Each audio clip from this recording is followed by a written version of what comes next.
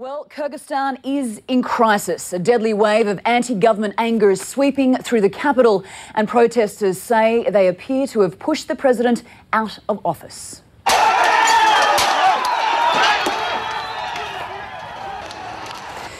Gunfire ricocheted through Bishkek on Wednesday as rioters and police clashed. The health ministry says at least 40 people were killed and 400 wounded in the violence. The opposition claims President Kurmanbek Bakiev has fled the capital and the Prime Minister has resigned. Well, CNN has not confirmed those claims, but a short time ago we did hear from the opposition leader who says she is now in charge of an interim government.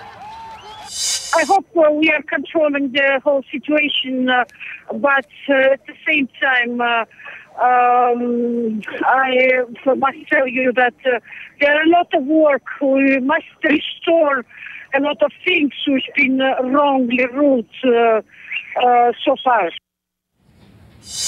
Well, Kyrgyzstan is a relatively small country, only about 5.5 million residents, but it plays a significant role in world affairs. Kyrgyzstan's Manas Air Base is an important link in the supply line for US and NATO forces fighting in nearby Afghanistan. The turmoil in Bishkek has interrupted flights into and out of the airbase.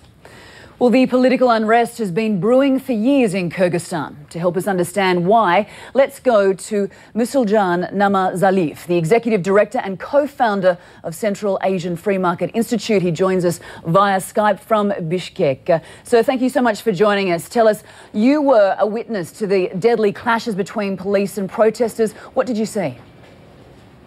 Yes, I went today to the main square where I saw a lot of people and where I saw clashes between the protesters and the police. And first, I think I would blame police who started shooting at them. So the authorities actually provoked this conflict, and they started provoking it starting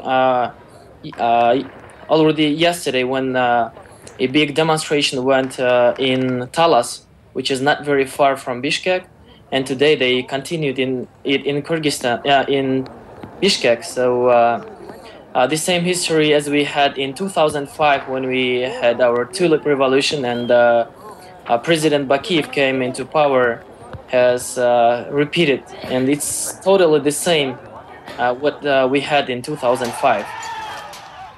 There are claims that these protests have been triggered by rising prices and corruption. Would you say that's a fair assessment? Yes, and regretfully, there had a lot of minuses of the government of Bakiev, and people were blaming his family that he organized a deep corrupted system in Kyrgyzstan. So people were raising because tariffs for electricity were raised, and so it was very close to them, and they went out. And actually, what we see today is almost it was not organized by the oppositionists because they were almost all in prisons. So just people came out, and I think it is still out of control. But new government that is called. That was formed just 2-3 hours ago. They are trying to stop and to take control of the situation in Kyrgyzstan. Yeah, I just want to touch on that point. You say that things remain out of control. Can we confirm that the opposition has taken power?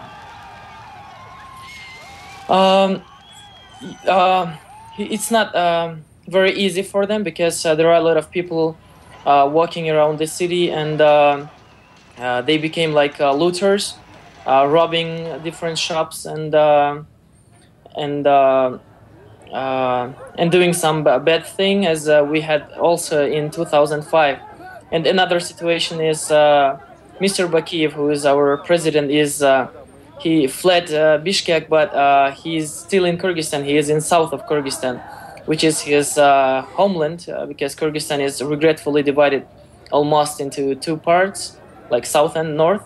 So people here are afraid of civil war, but oppositionists are trying to organize negotiations between government officials, previous government officials, as they say, and between the new government that was formed just 3 hours ago. Many of the protesters are young men, and there were thousands of them that took to the streets. Were they anticipating this violence, and what was their reaction when police started using live ammunition? Yeah, as far as nobody could control the demonstrations outside of Bishkek. In Bishkek, people were out of control. So when a person is in a big mass, he thinks that nobody knows if he does some crime. So a lot of people are just going in Bishkek, and a lot of markets, shops are already in a bad condition. So I anticipate from this very that our economy will be in a very bad situation, because business and investors are also afraid, and private property is not safe right now, because people don't understand, and police, they reacted very late. They just started to working against the looters just 1 hour ago. So because before that they had deep negotiations, and they just agreed that they should work against looters in Bishkek. Okay. Musuljan Namazaliyev, the director and co-founder of Central Asian Free Market Institute. He's in Bishkek, the capital of Kyrgyzstan. Thank you so much for updating us on the situation, the political unrest that is unfolding in your country. Well, many people in Kyrgyzstan are turning to the web to tell the world what's happening on the ground. Well, Errol Barnett has been monitoring that. Eyewitnesses are telling us the situation in Bishkek remains serious, is very tense, and in fact is showing no signs of letting up. Online, people are rallying around this term, #FreeKG for Kyrgyzstan. And you can see here on Trends Map, it's a big topic of conversation in Kyrgyzstan, of course, but also to the south in India. Iran, Egypt and Georgia, people are talking about these incidents. Also, the French are discussing this as well. One of the things we're seeing people link to is this. It's a website that posts a live streaming webcams images. This is Altu Square in central Bishkek, where many of Wednesday's clashes took place. And you can see, even though night has fallen, people are still out en masse in groups. We also have pictures from an iReporter showing the scene from earlier. He doesn't want to be named, but snapped this shot of what's called the White House. It's the headquarters for the government. And as you see, Wednesday's rain didn't keep people away. As this iReporter got closer, he saw something had been set ablaze right at the building's gate. He also discovered another very angry crowd that had turned over a vehicle. When he approached the scene, he could see this was some sort of emergency vehicle. A number of reports of vehicles being flipped surfaced on Wednesday. We reached out to him over the phone, and he described to us what he experienced when he got home. Currently, Kyrgyz State Television is showing lots of video, which is unfortunately letting us know that quite a lot of people have been dead. We're seeing bodies being carried, blood dripping from them onto the pavement, police being chased by the demonstrators, stones being thrown at the police. In fact, some of the soldiers' weapons being taken, and the demonstrators possessing the weapons and disseminating them. And the last part of what he just said there is what's most disturbing. Reports now that some of these demonstrators are arming themselves and preparing to fight back. We want to hear more eyewitness accounts, so head to cnnireport.com, look for our Crisis in Kyrgyzstan assignment page to upload video and images. Don't put yourself in harm's way, but we want to get a balanced set of views and hear from people who maybe support the government. From the CNN Centre, I'm Errol Barnett.